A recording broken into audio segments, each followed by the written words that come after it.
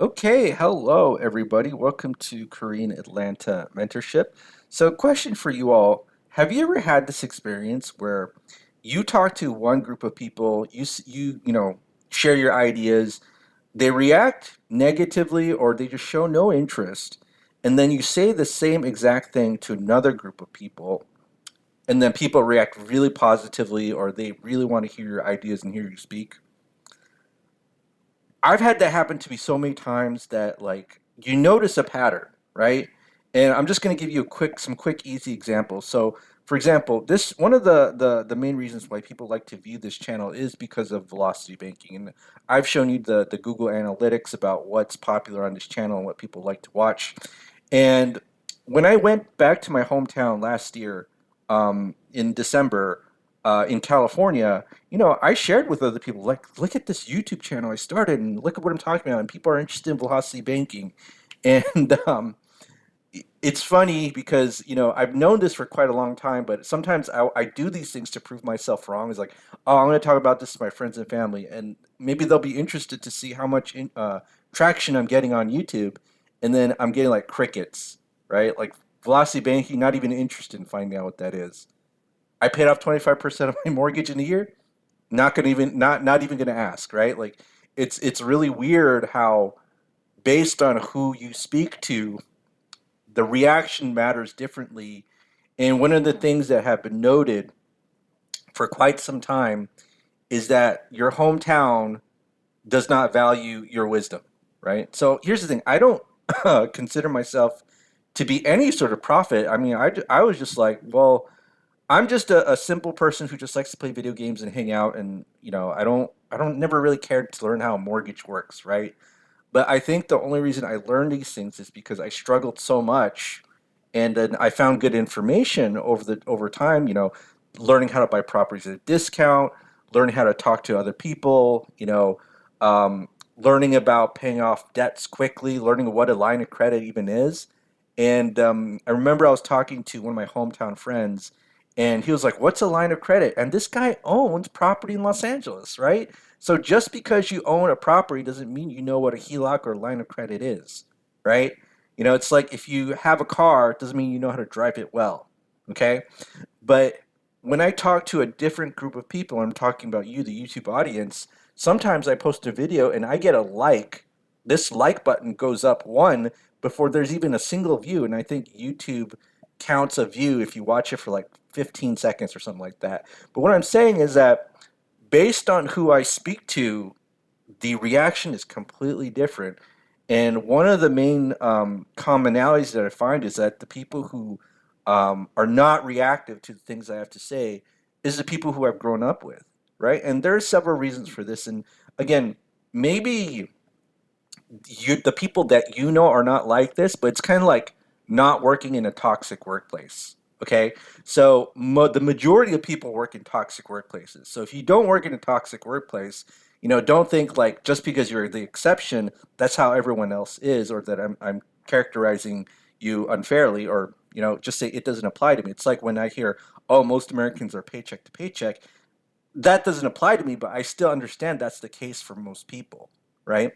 So one of the things that I just want to talk about is maybe three main reasons about why, if you have any sort of wisdom or knowledge that you want to share with others, almost 99%, again, there might be exceptions out there, but I certainly know that it's not my case, it's going to get ignored in your hometown, right? And I say that these are the big three about why you're not going to be a generational curse breaker, or at least within your the people that you grew up with. And the funny thing is, I grew up in a rich area, so I just thought I simply assumed that because I grew up in a rich area, the next generation, which was us at the time, would be taught all the things that made us live wealthy. I remember I had a friend, or still do have a friend, where he would take me to trips on Las Vegas. For free every single year, once a year. And I think we even went more than that. But what I'm saying is that, there comes a certain point when we grow up that we want to learn about not just getting the free trips, but how do we make the money or the connection to get those free trips to Las Vegas. And the devastating thing is We were never taught that. It's like the Vanderbilts. You ever hear how about the Vanderbilt family, how they were like the richest family in America, and then like in like one or two generations, that wealth was all gone. That's kind of how I feel like about just things in general, right? So here's the thing: if you ever are sharing ideas with your hometown audience, what I recommend is just to get a feel of what, don't expect that response to be the same as how if a random stranger heard what you talked about, let's say even on YouTube, right? Um, but the three main reasons why, in my opinion, um, people in your hometown negatively react, or maybe not even negative, just like they just ignore what you say. First one is ego, right? And ego is kind of like the killer of talent, right? So if you ever read the book The 48 Laws of Power, there's law number one that says like never outshine the master. And that's not like a hard and fast law, right? But what I'm saying is that a lot of people's egos cannot handle the fact that other people could be better at what they do. um, and it's kind of weird, right? Like if I were a basketball coach and if Michael Jordan was on my team, a lot of coaches couldn't handle that because Michael Jordan knows how to play basketball better than the coach. But if you're a good coach, you want the Michael Jordans on your team because that means you're going to win the championships. And any smart person or leader knows that you essentially have to be the dumbest person on your team. But the reason why so many people are bad leaders is because of their ego. They need to be the smartest person or the person that outshines the room, right? And so if you come up with ideas, and listen, I didn't even come up with velocity banking, right? I took a course in 2017, learned about it, shared it with my friends and family. They thought I was an idiot, and I didn't think, oh well, that's I guess this is not worth sharing. And then I eventually shared it with the audience that was not my hometown, right? And then it was like I'm getting some traction here. But the reason, one of the main reasons, is ego, right? Like people's egos is really their, I guess, one of their biggest hindrances to their success. Another thing that's kind of similar to reason number one is jealousy, right?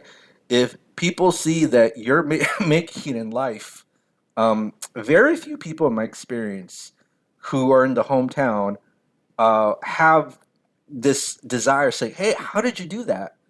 I kind of want to do that with you, right? Like I've had random strangers send me their income and their expenses and their budget and how much they make through email, like random strangers, but my friends and family have never ever had even desire to pull out an Excel spreadsheet, right? And again, it's like crabs in a bucket, right? All these three reasons are like crabs in a bucket. Um, and if you've never heard of crabs in a bucket, basically if you have one crab in a bucket, the crab will get out of the bucket. But if you have like 10 crabs, once one crab tries to get out, they try to pull the other crabs are pulling you back in, right? And the trend, the way that you can actually think about this is that this is actually, a common condition throughout the entire world because other countries have the same phrases, same saying phrased differently. So in Canada, Australia, I think England, they don't say crabs in a bucket for whatever reason, but they say tall poppy syndrome. And so, for whatever reason, in those countries, they have to cut the poppies or something like that. I don't know. Look it up on Google. And then in Japan, there's a phrase that says like the needle. Is it the needle that sticks? No, the nail that sticks out the most gets hammered down. Right? So conformity, even in this country that's supposedly individualistic, is everywhere, right? And here's another thing that people don't talk about: familiarity equals contempt, right? And so the more familiar you are with that person, for whatever reason, it just causes internal anger and jealousy. And I've had people tell me who have grown up with that, even I even admired, like, dude, I totally admire this person, and I think this person has wonderful traits that I really like would like to emulate. Tell me that I'm an idiot and that I shouldn't try to share anything that I talk about. And I was like, what? And that's the other thing too. And there's another phenomenon called the narcissism of small differences. So I don't know if you ever heard that before, but basically it means like the more closer you are to a person, the more likely you're able to engage in interpersonal feuds. So, like, kind of like think of like North Korea and South Korea. Like, They're like the most closest people on the planet. In fact, they're the same race of people divided by leadership, right? Like that's all it is. But you got South Koreans like asking questions. Do North Koreans even speak Korean? It's like what? But again, narcissism of small differences. The more closer you are to a group of people, the more they kind of in maybe this is like a human condition. The more the differences are exaggerated, and you're more likely to get in feuds. And if you kind of go down here, in 2010, author Christopher Hitchens cited the phenomenon when talking about ethno-national conflicts. In numerous cases of apparently ethno-nationalist conflict, the deepest hatreds are manifested between people to most outward appearances exhibit very few significant distinctions, right? And again, I just find it funny that I can talk to a group of people and get them excited about an Excel spreadsheet, and the moment I post a YouTube video, somebody gives me that like in like 5 seconds.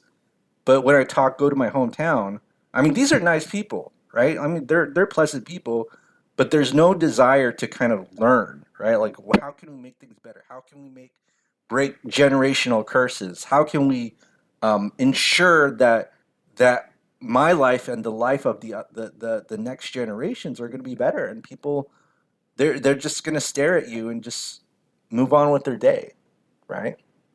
Kind of sad, but and this is why I post YouTube videos because if back at home people were open to the things I talk about, then I'd just be empire building with my friends and family. I mean, think about it.